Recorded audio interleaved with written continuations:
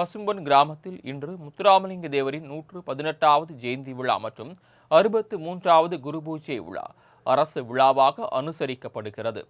இந்நிலையில் பசும்பொன் முத்துராமலிங்க தேவரின் நினைவிடத்தில் குடியரசு துணைத் தலைவர் சி.பி. ராதாகிருஷ்ணன், முதலமைச்சர் மு.க. ஸ்டாலின், எதிர்க்கட்சித் தலைவர் எடப்பாடி பழனிசாமி உள்ளிட்ட அரசியல் கட்சி தலைவர்கள், சமுதாய தலைவர்கள், பொதுமக்கள் ஆகியோர் மரியாதை செலுத்த உள்ளனர்.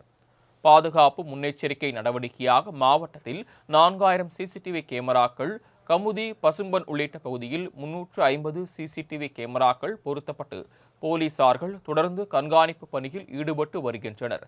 மேலும் தென்மண்டல ஐஜி பிரேம் ஆனந்த் சின்ஹா தலைமையில் 8000 போலீசார் பாதுகாப்பு பணியில் ஈடுபட்டுள்ளனர். தொடர்ந்து அதிநவீன ட்ரோன் கேமராக்கள் பறக்கவிட்டு பசும்பொன் கிராமம் முழுவதும் கண்காணிக்கப்பட்டு வருவதாக மாவட்ட காவல் கண்காணிப்பாளர் சந்தீஷ் தெரிவித்துள்ளார்.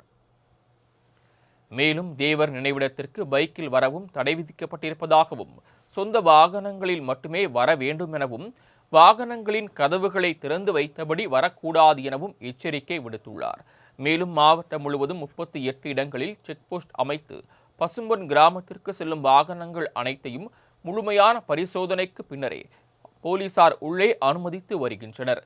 மேலும் 10க்கும் மேற்பட்ட இடங்களில் உயர்கோபுரம் அமைக்கப்பட்டு தொலைநோக்கு கருவி மூலம் போலீசார் தீவிர கண்காணிப்பு பணியில் ஈடுபட்டு வருகின்றனர். தங்க கவசம் அணிவிக்கப்பட்ட தேவர் உருவ சிலைக்கு 24 மணி நேரமும் துப்பாக்கி ஏந்திய போலீசார் பாதுகாப்பு பணியில் ஈடுபட்டு வருகின்றனர்.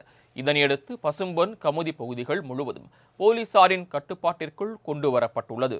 மேலும் மாவட்டம் முழுவதும் இன்று ட்ரோன்கள் பறக்க தடை விதிக்கப்பட்டுள்ளது.